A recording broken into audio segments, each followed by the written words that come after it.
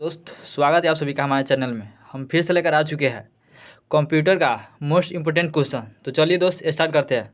आपका पहला क्वेश्चन दिया गया है, कंप्यूटर के आविष्कारक कौन है? चलिए बताइए दोस्त, कंप्यूटर का आविष्कारक कौन है? Charles Babbage. इसका राइट आंसर क्या होगा? ऑप्शन नंबर सी हो, यानी चार्ल्स बैबेज।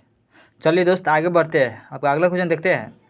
सबसे पहला कंप्यूटर का नाम क्या था? चलिए बताइए दोस्त, सबसे पहला कंप्यूटर का नाम क्या था?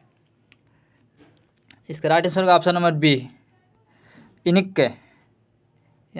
ऑप्शन नंबर बी इसका राइट आंसर होगा। चलिए दोस्त आगे बढ़ते हैं, अगला क्वेश्चन है, आधुनिक कंप्यूटर की खोज सर्वप्रथम कब हुई थी? चलिए बताइए दोस्त, आधुनिक कंप्यूटर की खोज सर्वप्रथम कब हुई थी? 1946 में। इसका right answer option number c, कब हुई थी? 1946 में। चलिए दोस्त आगे बढ़ते हैं, अगला क्वेश्चन है, कंप्यूटर के क्षेत्र में महान क्रांति कब से आई? चलिए बताइए दोस्त, कंप्यूटर के क्षेत्र में महान क्रांति कब से आई? कब से आई थी? 1960 से। इसका राइट आंसर होगा ऑप्शन नंबर डी, कब आई थी? 1960 में। चलिए दोस्त आगे बढ़ते हैं, अगला क्वेश्चन है, कंप्यूटर का हिंदी नाम क्या है? चलिए बताइए दोस्त, कंप्यूटर का हिंदी नाम क्या है? इसका राइट आंसर होगा ऑप्शन नंबर बी, यानी संगणक। ऑप्शन नंबर बी इसका राइट आंसर होगा, संगणक। चलिए दोस्त आगे बढ़ते हैं, अगला क्वेश्चन है, कंप्यूटर साक्षरता दिवस कब मनाया जाता है? चलिए बताइए दोस्त, कंप्यूटर साक्षरता दिवस कब मनाया जाता है?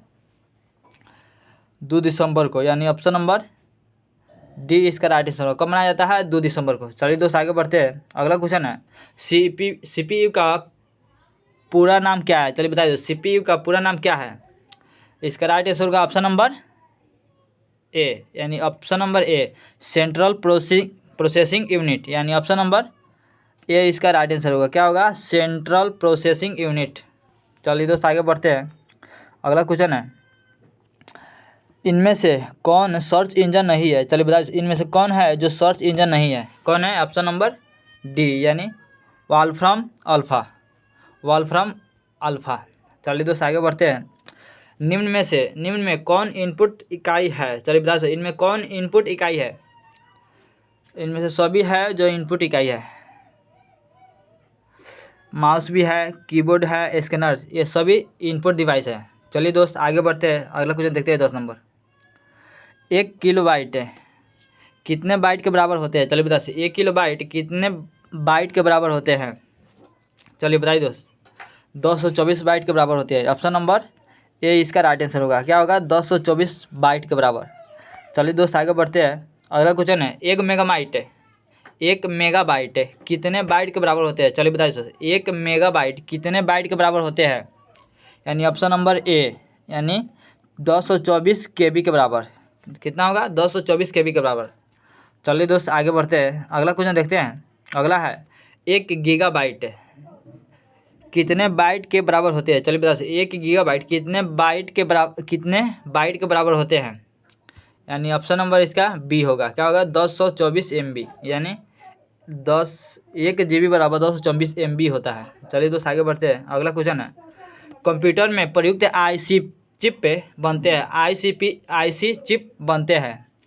ऑप्शन ए है क्रोमियम से, बी है आयरन ऑक्साइड से, सी है सिल्वर से, डी है सिलिकॉन से। चलिए बताइए दोस्त, किससे बनता है? सिलिकॉन से, यानी ऑप्शन नंबर डी इसका राइट आंसर होगा। क्या होगा? D, silicon. चलिए दोस्त आगे बढ़ते हैं, 14 में क्वेश्चन है, इंटरनेट के पते में पद HTTP का सही विस्तृत रूप है? चलिए बताइए दोस्त, higher text transfer protocol, B number है higher transfer text protocol, C number है hybrid text transfer protocol, D number है हाइपर टेक्स्ट ट्रांसफ़र प्रोटोकॉल। चलिए बताइए दोस्त, इसका राइट आंसर क्या होगा? इसका राइट आंसर होगा ऑप्शन नंबर डी, यानी hyper text transfer protocol. Option number D इसका राइट आंसर होगा। चलिए दोस्त आगे बढ़ते हैं, अगला क्वेश्चन है, किसी कंप्यूटर के प्रोग्राम में बच्चों द्वारा प्रयुक्त भाषा प्रायः कौन सी होती है? चलिए बताइए दोस्त, किसी कंप्यूटर के प्रोग्राम में बच्चों द्वारा प्रयुक्त भाषा प्रायः कौन सी होती है? ऑप्शन ए है बेसिक, जी है जावा, सी है लोगो, डी है पायलट। इसका राइट आंसर होगा लोगो, यानी ऑप्शन नंबर सी इसका राइट आंसर होगा। क्या होगा? लोगो। हाँ दोस्त, आपको यह क्वेश्चन कैसा लगा आप कमेंट बॉक्स में जरूर लिखिए। आपको यह वीडियो भी कैसा लगा यह कमेंट बॉक्स में जरूर लिखिए। आपको आगे किस टॉपिक पर वीडियो चाहिए यह भी कमेंट बॉक्स में जरूर लिखिए। मिलते हैं अगले वीडियो में, जब तक के लिए जय हिंद।